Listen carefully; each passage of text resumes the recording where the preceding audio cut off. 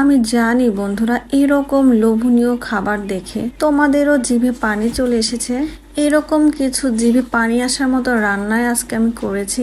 আমরা তো বাঙালি, খাবার খেতে আমরা খুবই পছন্দ করি। তাই আমি কি কি মুখরোচক লোভনীয় খাবার রান্না করেছি সেটা দেখতে হলে অবশ্যই পুরো ভিডিওতে আমার সাথেই থাকতে হবে। আর কথা না বাড়িয়ে চলো বন্ধুরা আজকের ভিডিওটি শুরু করে দিই। হ্যালো এভরিওয়ান, আসসালামু আলাইকুম। This is me Sania from Sania's blog. আমরা যারা বাংলাদেশি, আমরা যারা বিশেষত বাঙালি, তারা কিন্তু অয়েলি ফুড, একটু ভাজা পোড়া খুব পছন্দ করি। বিশেষ করে যদি কষা কষা মাংস হয়ে থাকে, এই ধরুন চিকেন কষা, আলু দিয়ে গরুর মাংসের ঝোল, একদম গরম গরম বেগুন ভাজা, সেই সাথে যদি একটু মুসুর ডাল হয়, বিভিন্ন পদের ভর্তা, তাহলে তো একদম জমে ক্ষীর। ঠিক এরকমই কিছু খাবার আজকে তোমাদের সাথে আমি শেয়ার করতে যাচ্ছি। যদি ভিডিওটি তোমাদের একটু ভালো লেগে থাকে বন্ধুরা, প্লিজ একটু লাইক দিয়ে দিও। আর অবশ্যই কমেন্টস করে জানাবে আমার রান্নাবান্না তোমাদের কাছে কেমন লাগে। এই তো তোমাদের সাথে কথা বলতে বলতে আমি কিন্তু অলরেডি রান্না বসিয়ে দিয়েছি। প্রথমে ভালো মতো করে মশলাগুলো কষিয়ে তারপর ধুয়ে রাখা চিকেনগুলো এখানে আমি দিয়ে দিলাম।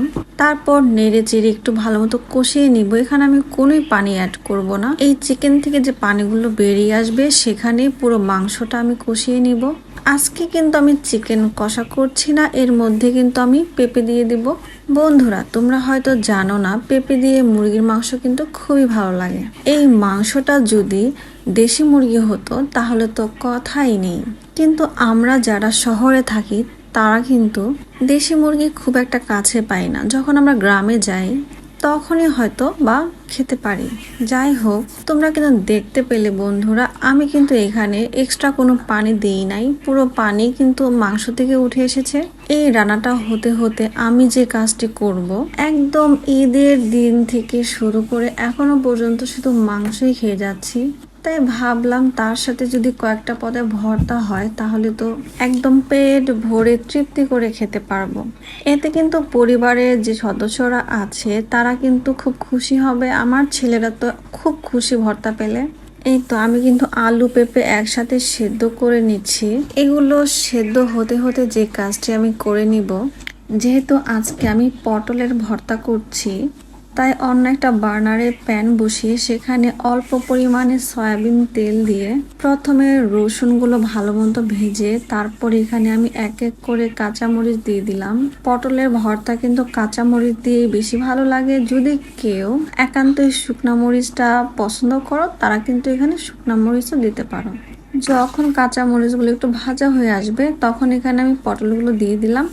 আর উপরে সামান্য পরিমাণ লবণ দিয়ে দিব যেন পটলগুলো ভালো মতো সেদ্ধ হয়। অবশ্যই তোমরা এখানে একটু কম লবণ দিবে, বাকিটা পরে দিবে।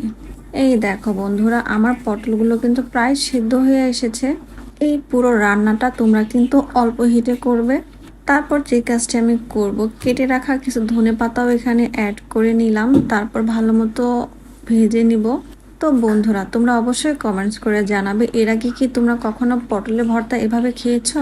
এখন বন্ধুরা আমি যে কাজটি করব, এগুলো ভালো মতো বেটে নিব একসাথে। সো বন্ধুরা তোমরা ওয়েট করো, কিছুক্ষণ পর ফিরে আসছি। এখানে দেখো আমার আলু সেদ্ধ পেঁপে সেদ্ধ প্রায় কমপ্লিট। এই ভর্তাগুলো আমি শুকনো মরিচ দিয়ে করব। পেঁপে ভর্তা আলু ভর্তা কিন্তু শুকনো মরিচ দিয়েই বেশি ভালো লাগে খেতে। এখন যে কাজটি করব, এগুলো একটি শিল পাটায় নিয়ে ভালো মতো বেটে নিব। তোমরা চাইলে আদা বাটা করে নিতে পারো, বাট আমি খুব ভালোভাবে মিহি করে বাটবো। পটলের ভর্তার ফাইনাল লুক দেখার জন্য অবশ্যই ভিডিওর শেষ প্রান্ত পর্যন্ত থাকতে হবে। তোমরা হয়তো ভাবছো এত খাবার দাবার আজকে আমি কেন রান্না করছি, কারণ আমার হাজবেন্ড বলছে ও গরুর মাংস খাবে আর আমার ছেলেদের পছন্দ চিকেন। আর ঈদের দিন থেকে এই পর্যন্ত মাংস খেতে খেতে এখন আমার মাংস খেতে একদমই ভালো লাগে না। তাই আমি নিজের জন্যই ভর্তা করছি, প্লাস মসুর ডালও করব আর বেগুনগুলো ভেজে নিলাম।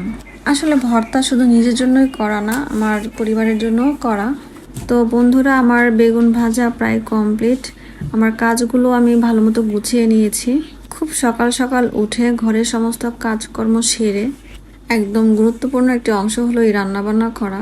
আমরা যারা গৃহিণী তারা কিন্তু এই রান্নাবান্না করতে আমাদের দিনটা চলে যায়।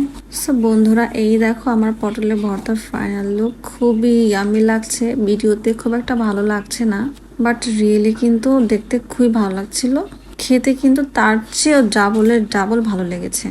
আর এখানে আমি আলু ভর্তা করব, পেঁপে ভর্তা করব, তাই ভালো মতো পেঁয়াজ এগুলো ম্যাশ করে নিচ্ছি। সামান্য পরিমাণে ফরচুন কাচ্চিঘানি অয়েল এখানে আমি দিয়েছি, এতে ফ্লেভারটা কিন্তু দারুণ আসে, গন্ধটা কিন্তু খুব ভালো লাগে। এই দেখো আমার কিন্তু পেঁপে ভর্তা অলরেডি কমপ্লিট। এখানে আমি কাঁচা ধনেপাতা অ্যাড করেছি, এতে স্বাদটা কিন্তু দ্বিগুণ মাত্রায় বেড়ে যায়।